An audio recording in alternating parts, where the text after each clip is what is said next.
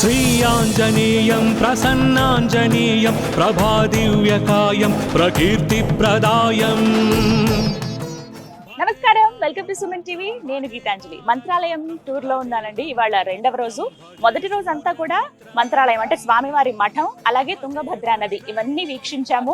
వాటికి సంబంధించి మొత్తం అన్ని చూసేసామన్నమాట. తనివి తీరా చాలాసేపు అక్కడ గడిపాము. ఇక ఆ తర్వాత ఖచ్చితంగా మంత్రాలయం టూర్ లో చూడవలసింది అంటే పంచముఖ హనుమాన్ దేవాలయం అండి. ఎక్కడైతే శ్రీ రాఘవేంద్ర స్వామివారు ఆ హనుమాన్ సాక్షాత్కారం పొందారో అదే పంచముఖి దేవాలయం, అంటే పంచముఖి హనుమాన్ దేవాలయం. అయితే అక్కడికి వెళ్ళాలంటే కొంత దూరం అనమాట, 20-30 నిమిషాలు పడుతుంది. ఈ దారిలోనే ఇక మంత్రాలయం పొలిమేర మనం దాటేమనగా ముందుగా అంటే పొలిమేరలో హనుమాన్ ఎలా అయితే ప్రతిష్టాపన చేస్తారో అదే విధంగా ఇక్కడ శ్రీ అభయాంజనేయ స్వామి వారి సన్నిధానం అని ఒకటి కనబడుతుంది. ఏకశిలా విగ్రహం హనుమాన్ది, పెద్ద విగ్రహం అనమాట. చూడడానికి 2 కళ్ళు సరిపోవు. చాలా మంది ఇటువైపుగా వెళ్లే వాళ్ళు ఆగి మరి వెళ్తారు. మీరు గమనించవచ్చు, ఇగో ఆటోస్ లో వీళ్ళందరూ కూడా స్వామి దర్శనానికి వచ్చిన వాళ్ళే, ప్రత్యేకించి మఠానికి వచ్చిన వాళ్ళు. అలా వెళ్ళిపోతూ ఖచ్చితంగా ఇక్కడ వీక్షిస్తారన్నమాట. ప్రధానంగా 5 ప్రాంతాలు ఉంటాయి. అందులో ముందుగా ఇక్కడ అభయాంజనేయ స్వామిని చూసి అలా ముందుకు కదులుతారు. మధ్యలో ఇంకా కొన్ని ప్రదేశాలు ఉంటాయి, అవన్నీ కూడా నేను మీకు వివరిస్తాను. ముందుగా వెళ్ళి హనుమాన్ని చూద్దాం కదండి.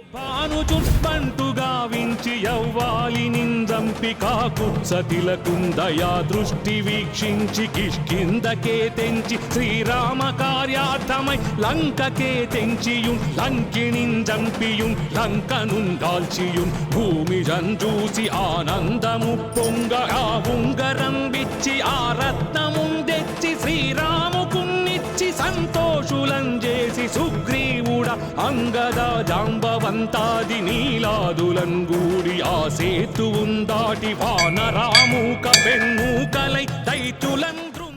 పెద్ద విగ్రహం ఉంది. ఇలా పైకెత్తి తల చూడాల్సిందే, చాలా బాగుంది. ప్రదక్షిణ చేయడానికి వీలుగా ఇలా మార్గం ఉందన్నమాట, చెయ్యొచ్చు. అభిషేకాలు చేస్తారు స్వామికి అప్పుడప్పుడు. అంటే ఒకసారి ఇక్కడ చూడొచ్చు, స్టెప్స్ ఉన్నాయి ఇక్కడ నుంచి వెళ్ళటానికి. ముందుగా ఎంత పెద్ద విగ్రహం ఉన్నా పూజలు అవి చేసేవి చిన్న విగ్రహానికి చేస్తారు కదా, అలా మనకు చిన్న విగ్రహం కనబడుతుంది. ఇక ఆ తర్వాత నుంచి చూసుకుంటే ఇక్కడి నుంచి అలా నెమ్మదిగా నడుచుకుంటూ ప్రదక్షిణ చేసుకుంటూ చుట్టూ అసలు ఎంత బాగుందో, ప్రశాంతమైన వాతావరణంలో ఆ హనుమాన్ అలా ప్రతిష్ఠించారండి. బాగున్నారు. తోటలే వెనకాలంతా.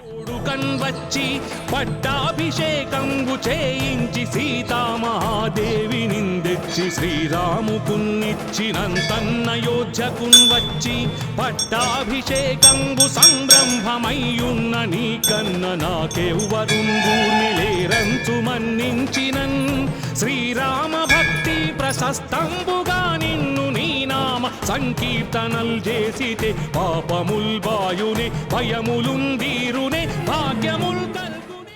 స్వామి ఎంత బాగున్నారో కదా. మొత్తం 32 అడుగుల మహా హనుమాన్.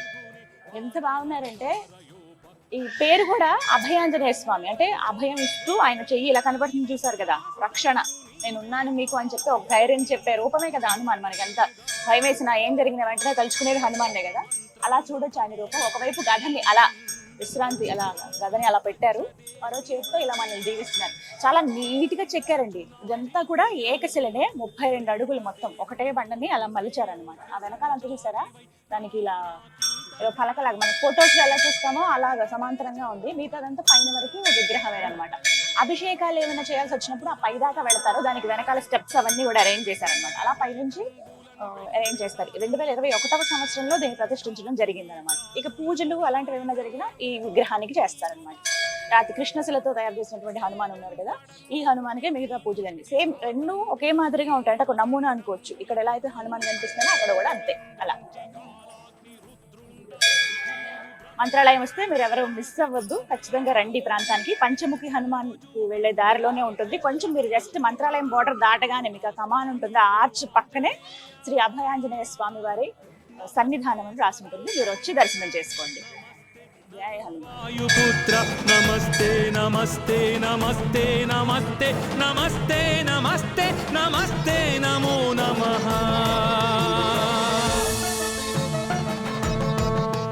అభయాంజనేయ స్వామి వారిని దర్శించుకుని అలా బయటకు వస్తే మీకు శ్రీరాములు వారు కూడా కనపడతారండి. అయితే ఇంకా ప్రస్తుతం ప్రతిష్టాపన అయితే ఇంకా పూర్తిగా జరగలేదు, ఇంకా కన్స్ట్రక్షన్ లో ఉందన్నమాట. మరికొద్ది రోజుల్లో ముగుస్తుంది. మీరు కనుక కొద్ది రోజులు ఆగి వస్తే డెఫినెట్ గా ఆ దేవాలయం కూడా చూడొచ్చు. మీకు కంప్లీట్ ఓవరాల్ వ్యూ చూపిస్తాను చూడండి. ఇక్కడ హనుమాన్ టెంపుల్ నుంచి ఎదురుగుంటే రాముల వారు, ఆంజనేయ స్వామి 32 ఫీట్లు ఉంటారు. రాముల వారు ఇంకాస్త హైట్ లో మనకు కనిపిస్తారనమాట. సో ఇక్కడ నుంచి చూస్తే కొంచెం కనబడుతుంది, ఇంకా కొద్దిగా ముందుకు వెళ్తే క్లియర్ విజువల్ అనేది తెలుస్తుంది అనమాట. వంట ఇక్కడ ఉన్నారు, ఆ రాముల వారు ఎదురుగుండనే ఉన్నారు. విలేజ్ లో రాఘవేంద్ర స్వాముల వారు 16వ శతాబ్దంలో 12 ఏండ్లు తపస్సు చేసినారు. ఇక్కడ రాఘవేంద్ర స్వాముల వారికి ఆంజనేయ స్వామి 5 అవతారములతో దర్శనమిచ్చినారు. ఆంజనేయ స్వామి నారసింహ, గరుడ, హయగ్రీవ, వరహ, ఇవి పంచముఖాలు. ఇది స్వయంభూమూర్తి అన్నమాట. ఎవరు చెక్కి పెట్టిన విగ్రహం లేదు. ఈ పంచముఖికి చాలా ప్రాశస్త్యం ఉన్నది. అలాగే రాఘవేంద్ర స్వామి దైవికులు వెంకటేశ్వర స్వామి, అలాగే లక్ష్మి, వీళ్ళు కూడా రాఘవేంద్ర స్వామికి దర్శనం ఇచ్చినారు. వీళ్ళు కూడా స్వయంభూమూర్తులే. తర్వాత అనంతాచార్య గారు ఇక్కడ మూల అర్చకులు శేషదేవుణ్ణి, ఈశ్వరుణ్ణి, అలాగే విఘ్నేశ్వరుని ప్రతిష్టాపన చేసినారు. వీళ్ళ దర్శనమైన తర్వాత శ్రీ రాఘవేంద్ర స్వాముల వారు మంత్రాలయం వెళ్ళి సజీవ సమాధైనారు. అలాగే ఇక్కడ దక్షిణ దిక్కులో ఈ మాంచాలమ్మ మంత్రాలయంలో ఏ విధముగా గ్రామ దేవతనో అదే విధముగా ఇక్కడ ఎరకలమ్మ అనే గ్రామ దేవత కూడా ఉంది. ఆ గ్రామ దేవత కూడా మన దక్షిణ భాగంలో ఉన్న స్థలం ఇది. తర్వాత ఇక్కడ పూర్వ భాగంలో పాదరక్షలు ఉన్నాయి. 2 విధాలుగా ఉంటాయి పాదరక్షలు.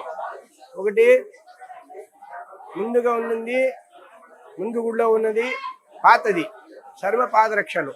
వెనుక భాగంలో ఉన్నది కొత్తది. అంటే అవి 3 సంవత్సరాలకి మన స్లీపర్స్ ఎలా అరిగిపోతాయో అదే మాదిరి అరిగిపోతాయని ఒక నమ్మకం.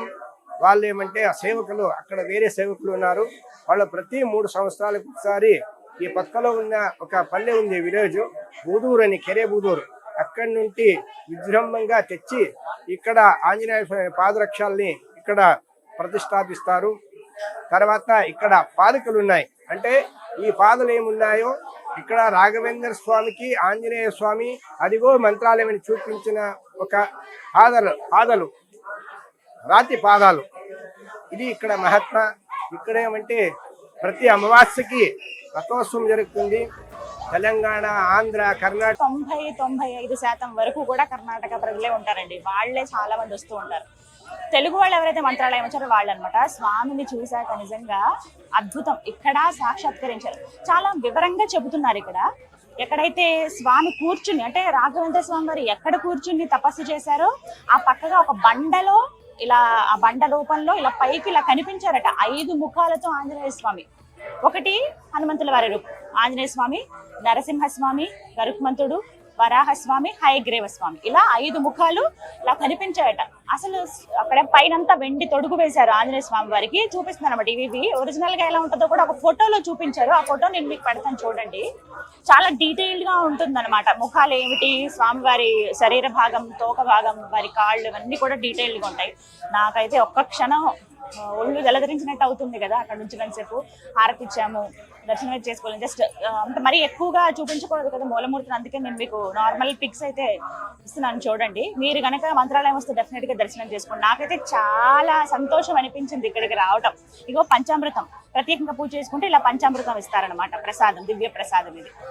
ఇక వచ్చిన వాళ్ళంతా అనుకుంటారు కేవలం ఆంజనేయ స్వామి సాక్షాత్కారమే అయ్యింది రాఘవేంద్ర స్వామి వారికి అనుకుంటారు. కానీ రాఘవేంద్ర స్వామి వారి కులదైవం శ్రీ వెంకటేశ్వర స్వామి, అలాగే లక్ష్మీ అమ్మవారు, వారి సాక్షాత్కారం కూడా అయ్యిందండి. ఆ పక్కగానే కొండల మధ్యలో అక్కడ వెంకటేశ్వర స్వామి అమ్మవారి రూపం కూడా పక్కన కనబడుతుంది. ఎంతటి అదృష్టమో కదా. ఎక్కడైతే రాఘవేంద్ర స్వామి కూర్చున్నారో అక్కడ బృందావనం లాంటి చిన్న నమూనా ఒకటి పెట్టి అక్కడ ప్రతిష్టాపన చేశారనమాట. ఎవరైతే అనంతాచార్యులు స్వామి వారు రాఘవేంద్ర స్వామి వారితో సమానులైన వారు, అప్పుడే ఎప్పుడైతే రాఘవేంద్ర స్వామి వారికి హనుమంతుల వారు సాక్షాత్కారం ఇచ్చారో ఆ తర్వాత అనంతాచార్యుల స్వామి వారికి ఇచ్చారనమాట. వారు శివయ్యను, అలాగే సుబ్రహ్మణ్య స్వామి అంటే నాగుపామును, ఇలా వీటన్నిటి కూడా ప్రతిష్టాపన చేశారు. ఆ విగ్రహాలు కూడా మనకు అక్కడ పక్కన కనిపిస్తాయి. నిజంగా అవన్నీ చూస్తే భలే అనిపిస్తుందండి. ఎవరైతే అనంతాచార్యులు గారు ఉన్నారో వారి వంశస్థులే 6వ తరం ఇప్పుడు ఇక్కడ పూజాది కార్యక్రమాలన్నీ చేస్తున్నారనమాట. మంత్రాలయం నుంచి 20 కిలోమీటర్లు. అక్కడ నుంచి ఆటోస్ లో రావచ్చు. మీరు ఒకవేళ సొంత కార్లు ఉన్న కార్ మాట్లాడుకున్న అలా కూడా రావచ్చు. బస్సులు కూడా ఉంటాయి. అక్కడి నుంచి 20 కిలోమీటర్లు ఉంటుంది. అయితే ఇలా రోడ్డు మార్గం ద్వారా అయితే 20 కిలోమీటర్లు, కానీ ఇక్కడి నుంచి ఇంకొక మార్గం ఉంటుంది. ఈ హనుమాన్ దేవాలయం నుంచి బృందావనం అంటే మంత్రాలయం కేవలం 3 కిలోమీటర్లే ఉంటుందన్నమాట. ఇప్పుడంటే ఇలా రోడ్డు మార్గం, అప్పట్లో ఏంటి ఈ దారి గుండానే వెళ్లేవాళ్ళు, మధ్యలో నది దాటుకుని. ఇప్పుడు మధ్యలో నది కనపడుతుంది, తుంగభద్ర నది. నదికి యువతల ఒడ్డున పంచముఖి దేవాలయం, అవతల ఒడ్డున మంత్రాలయం ఉంటుందన్నమాట. కేవలం 3 కిలోమీటర్లే ఇక్కడి నుంచి. కొంతమంది ఇలా నడక మార్గంలో వెళ్లే వాళ్ళు కూడా ఉంటారు. అలాగే ఇప్పుడు మనం చూస్తుంది ఇదంతా పైనంతా కవర్ చేసేసారు చూసారా, అంటే నిర్మాణం అలా అలా పెరిగిందనమాట. కొండల్లో వెలిసిన కొంచెం ప్రాకారం పెంచడం అలా చేశారు. దీని ద్వారా ఏంటంటే ఈ షెడ్స్ వేసేసారనమాట. కాకపోతే ఇంతకు ముందు కేవలం గుడి మాత్రమే ఉండేది. అప్పుడు ఇక్కడ నుంచి మంత్రాలయం టెంపుల్ అక్కడ కనపడేది అనమాట. విశేషంగా జరిగేవి ఏమిటి ఈ పంచముఖ హనుమాన్ దేవాలయంలో అనంటే వాహన పూజలండి. చాలా మంది ఇంకా వెహికల్ తీసుకున్నారంటే ఖచ్చితంగా ఇక్కడికి వస్తారు. కర్ణాటక ప్రజలు ఎక్కడెక్కడి నుంచో ఇక్కడికి వచ్చే వాళ్ళు కూడా ఉంటారు. వాహన పూజలు చాలా ఘనంగా చేస్తారు. ఎప్పుడు ప్రతిరోజు ఏదో ఒక వెహికల్, ఇప్పుడు మేము వచ్చినప్పుడు కూడా కొన్ని వెహికల్స్ వచ్చే పూజలు అవి చేయించుకుంటున్నారు. ఇక అలాగే ఎవరైతే మానసికంగా ఇబ్బందులకు గురవుతారో, అంటే అనారోగ్యాలు వస్తూ ఉంటాయి, తెలియని అనారోగ్యాలు ఉంటాయి, డాక్టర్ దగ్గర చూపించుకున్నా ఏం లేదని అంటారు, కానీ ఏదో ఒక అనారోగ్యంకి వాళ్ళు గురవుతూ ఉంటారు. అలాంటి వాళ్ళు కనుక ఈ పంచముఖ హనుమాన్ని దర్శించుకుంటే ఖచ్చితంగా వాళ్ళకి నయం అవుతుందని చెప్తారు. అలా ఎన్నో తార్కాణాలండి, ఎన్నో మహిమలు కూడా ఇక్కడ స్వామి చూపించారు. ఇక్కడ తాయెత్తులు కడుతూ ఉంటారు, అంటే స్వామి దగ్గర పెట్టి కాళ్ళ దగ్గర పెట్టి పూజ చేసినటువంటి తాయెత్తులు, యంత్రాలు, అవి కూడా అంటే పంచముఖ యంత్రాలు అనమాట. అవన్నీ స్వామి దగ్గర పెట్టిన తీసుకుని వెళ్తే ఒక ధైర్యం, ఒక అభయం, ఆంజనేయ స్వామి మనతో ఉన్నారన్నట్టుగా అనిపిస్తుంది అనమాట. ఇక్కడ ఉన్నంతసేపు భలే సందడి సందడిగా ఉందండి హనుమాన్ దేవాలయం అంతా కూడా. జై శ్రీరామని, జై ఆంజనేయ అని ఆ నినాదాలతో భలే హాయిగా అనిపిస్తుంది. ప్రసాదం స్వీకరిద్దాం. పంచామృతం ఎంత దివ్యంగా ఉందో. ఒకటే చెప్పాలనుకున్నా, మీరు కనుక మంత్రాలయం వస్తే ఎవ్వరూ మిస్ అవ్వద్దు. ఖచ్చితంగా పంచముఖి హనుమాన్ దేవాలయానికి రండి. స్వయంగా రాఘవేంద్ర స్వామి వారికే పంచముఖాలతో ఆంజనేయ స్వామి వారు సాక్షాత్కారం ఇచ్చారు. అలాగే శ్రీ వెంకటేశ్వరుడు, శ్రీ మహాలక్ష్మి తల్లి కూడా సాక్షాత్కారం ఇచ్చారు. అవన్నీ కూడా మీరు గర్భాలయంలోకి వెళ్ళాక వీక్షించవచ్చు. ఆ స్వామి కృప మీకు ఎప్పుడు ఉండాలని కోరుకుంటూ, మీ అందరికీ కూడా ఆ స్వామి దర్శనం కలగాలని మనస్ఫూర్తిగా కోరుకుంటున్నారండి.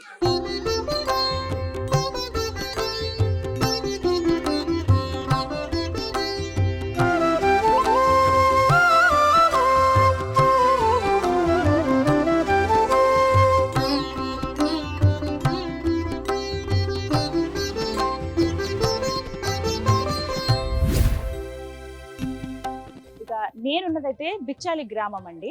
ఇది కర్ణాటకకు చెందుతుంది, దాదాపు ఇంకా బార్డర్ అనమాట. ఇక్కడ ఏంటంటే చాలా ప్రత్యేకం, ఏకశిల బృందావనం ఇక్కడ మనం దర్శించుకోవచ్చు. అసలు ఈ ప్లేసే చాలా అద్భుతంగా ఉందండి. ఇక పక్కనే తుంగభద్ర నది అనమాట. ఇక్కడ చూస్తున్నారు కదా, అలా తెడ్డులో వెళ్ళి విహరించవచ్చు. ఇక్కడ మరోవైపు ఏమో ఇక్కడ స్నానాలు చేస్తారు కొంతమంది, కొంచెం నీళ్లు ప్రోక్షణ చేసుకుని వెళ్తూ ఉంటారు. అంటే పవిత్ర నది కదా తుంగభద్ర, పక్కనే తలాపనే పారుతూ ఉంటుంది. చాలా అద్భుతమైన ప్లేస్. మీరు మాత్రం మంత్రాలయం వస్తే ఖచ్చితంగా రండి. ఒకసారి మొత్తం మీకు అంటే విజువల్ చూపిస్తాను చూడండి.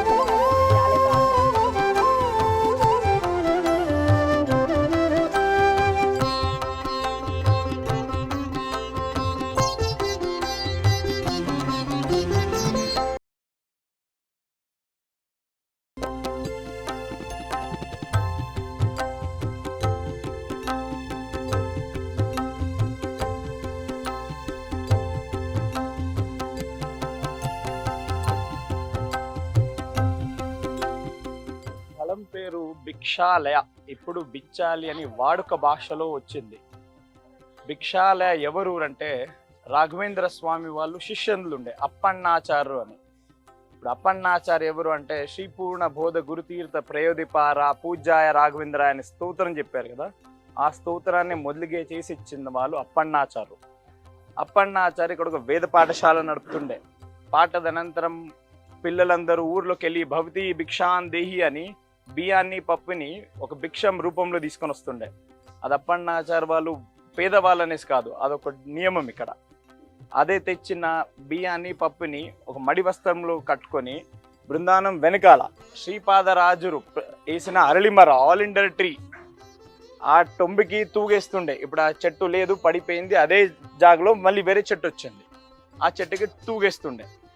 ఇక్కడ వ్యాసరాజులు ప్రతిష్టాపిత ఆంజనేయ స్వామి వీళ్ళకు, ఇంకా అటు ముందు వాళ్ళ గురువాలు శ్రీపాదరాజురు వాళ్ళ ప్రతిష్టాపన ఉగ్ర నరసింహదేవురు, వాళ్ళిద్దరికి పూజ చేసినాక వచ్చిన తీర్థాన్ని ప్రోక్షణ చేసిన వెంటనే అది హబయాడు వేడి వేడి అన్నం అవుతుండే. అది ఇది ఒక్కరోజు చేసిన కార్యక్రమం కాదు, ప్రతినిత్య చేసే కార్యక్రమం. మళ్ళీ అదే అన్నాన్ని నైవేద్యం ఇస్తుండే.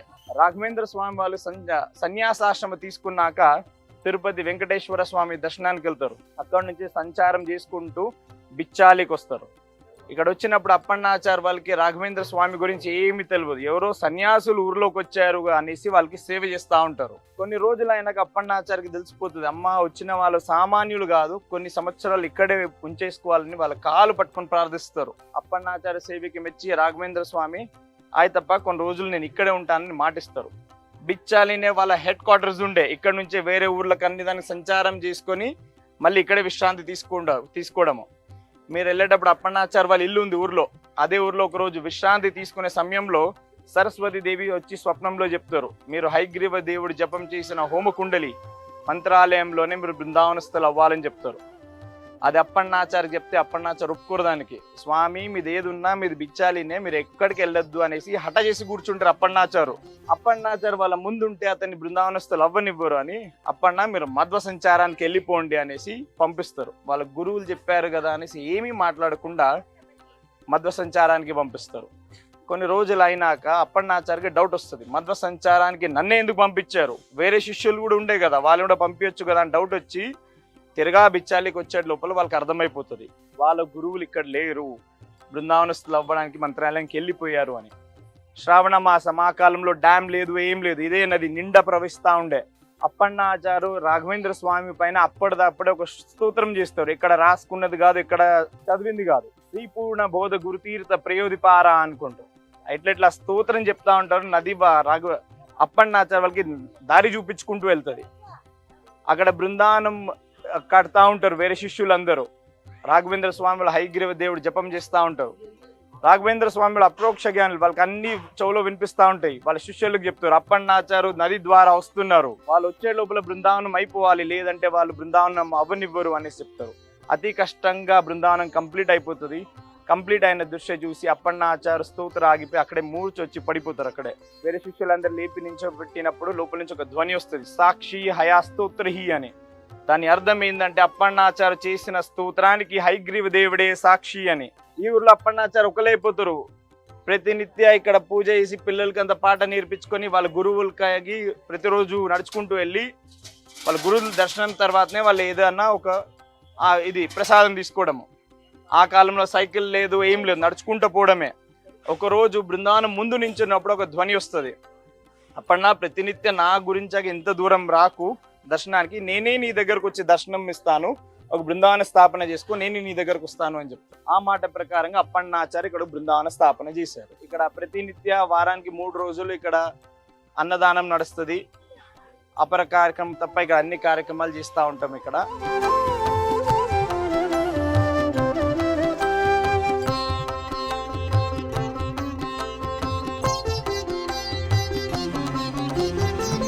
దర్శనం అయితే నేనైతే చక్కగా చేసుకున్నానండి. ఎంతమంది ఉన్నారో చూసారా. ఇవాళ ఆదివారం ఒకటి నేను వచ్చింది, అందులోనూ ఆదివారం రోజు చాలా మంది ఇలా వస్తారంట భక్తులు, శని ఆదివారాలు వీకెండ్స్ లో. అలాగే నార్మల్ డేస్ లో చూసుకున్నా కూడా ప్రతిరోజు వస్తూనే ఉంటారు, కానీ ఎక్కువగా ఉండేది ఈరోజే. గురువారం, శనివారం, ఆదివారం ఇక్కడ అన్నదానం కూడా జరుగుతుంది. చక్కగా ఒక అరగంట గంట సేపు రిలాక్స్డ్ గా కూర్చుని పోవచ్చండి. సాయంత్రాలు అయితే ఇంకా బాగుంటుంది. దర్శనం కూడా చాలా బాగా జరిగింది. ఇక్కడ కనిపిస్తుంది కదా, ఇక్కడ ఏకశిలా బృందావనం. తన ప్రియ శిష్యుడు అప్పన్నాచారి గారి కోసము ఎప్పుడైతే ఆయన జీవ సమాధి చెందారో ఆ తర్వాత అసలు ఒప్పుకోని ఈయన ఉంటే తెలియకుండానే ఈయన లేని సమయంలో ఆయన జీవ సమాధి చెందారు. అయితే మనస్తాపానికి గురయ్యి నిన్ను చూడకుండా నేను ఉండలేకపోతున్నానయ్యా, నువ్వు ఆ మంత్రాలయంలో ఉంటే నీకోసం నేను వస్తానని ఈ తుంగభద్ర నదిలోని ఈదుకుంటూ అలా వెళ్లే వాళ్ళంట రోజు. స్వామి అలా ఉన్నా కూడా ప్రత్యక్ష రూపంగా ఉన్నట్టే కదా. అప్పుడు అనిపించింది, నువ్వు నా ప్రియ శిష్యుడివి, నువ్వు అలా ఇబ్బంది పడుతూ ప్రతిరోజు నా కోసం అంత దూరం రావడం అనేది నాకేమి ఇష్టం లేదు, నీకోసమే నేను అక్కడికి వస్తానని చెప్పి ఒక జ్యోతి రూపంలో మంత్రాలయం నుంచి ఒక జ్యోతిలా వచ్చి ఇక్కడ వచ్చి అలా నిలబడిందట. ఇంకేముంది, స్వామిని నా కోసమే వచ్చారు నా గురువు గారు అని చెప్పి ఎంతో సంతోషించి అప్పటి నుంచి ఇక్కడే ఆయన రాఘవేంద్ర స్వామి వారిని పూజించుకోవడం ప్రారంభించారట. అలా ఏకశిలతో ఒక బృందావనాన్ని ఏర్పాటు చేశారు. మనం చూస్తున్నటువంటి బృందావనం రాఘవేంద్ర స్వామి గారి ప్రియ శిష్యుడైన అప్పన్నాచారి గారు నిర్మించింది అనమాట. చాలా చక్కగా ఉంది కదా. మీరు మాత్రం మంత్రాలయం వస్తే మిస్ అవ్వకండి. ఇంకొకటి ఏంటంటే ఈ ప్రాంతాన్ని నాగలోకం అని కూడా అనేవాళ్ళు. విపరీతమైన సర్పాలు ఉండేవంటండి. ఆ తర్వాత ప్రతిష్టాపన చేశారు చాలా సర్ప విగ్రహాల్ని. మీరు వస్తున్నప్పుడే దిగువకి దిగాలి ఇది. అలా కింద దిగుతున్నప్పుడే ముందు విఘ్నేశ్వరుడు, సుబ్రహ్మణ్య స్వామి, నాగమ్మ మీకు అది కనిపించిన తర్వాత నాగపడగలతోటి ఆ తర్వాత పక్కగా రాగానే ఇలా మీకు ఒక స్తంభాల్లా కనిపిస్తాయి. అవంతా కూడా మొత్తం నాగ సర్పాలకు సంబంధించినవే ఉంటాయి. అన్ని దైవ సర్పాలకు సంబంధించినటువంటి శిలలు అనమాట అన్ని. ఆ తర్వాత సూర్యదేవుని దర్శించుకోవచ్చు. ఆ తర్వాత శివుడికి బయటనే గుడిలాగా ఏమి ఉండదు, బయటనే అభిషేకాలు అవి జరుగుతాయి అనమాట. శివలింగం ఉంటుంది, ముందు నందీశ్వరులు ఉంటారు. ఆ తర్వాత అలా ముందుగా వెనక్కి వస్తే ఇక్కడ మనకి చెట్టు నీడలోనే బృందావనం కనిపిస్తుంది అనమాట. తప్పకుండా వీక్షించండి ఈ ప్రాంతానికి. బృందావనికి వెనక భాగానే ఈ చెట్టు ఉంది చూసారా, ఇంతకు ముందు పెద్ద వృక్షం ఉండేది, ఆ చెట్టు పడిపోయింది. మళ్ళీ అదే ప్రాంతంలో మళ్ళీ ఇంకొక చెట్టు మొలిచింది, మహావృక్షం అయ్యింది. అదే ఆ నీడనే ఇప్పుడు మనం చూస్తున్నాం కదా, ఇక్కడ బృందావనం ఉంటుంది. అటు పక్కగా వేప చెట్టు, ఇవన్నీ చాలా పచ్చగా ఉందండి. నది ఒడ్డునే కదా, సుభిక్షంగా కనపడుతుంది అనమాట ప్రాంతం అంతా. ఇక్కడ వీరికి చెందిన వాళ్ళు, ట్రస్ట్ మెంబర్స్ వీళ్ళందరూ కూడా ఇక్కడే ఉంటారు. ఇక్కడ ఇంకొకటి ఏంటంటే ఈ క్షేత్రానికి మొత్తంగా ఈ ప్రాంతానికి క్షేత్రపాలకురాలిగా బిచ్చాలమ్మ అమ్మవారు ఉంటారండి. ఇలా కొంచెం మెట్లెక్కి పైకి వెళ్తే అమ్మవారిని కూడా దర్శించుకోవచ్చు.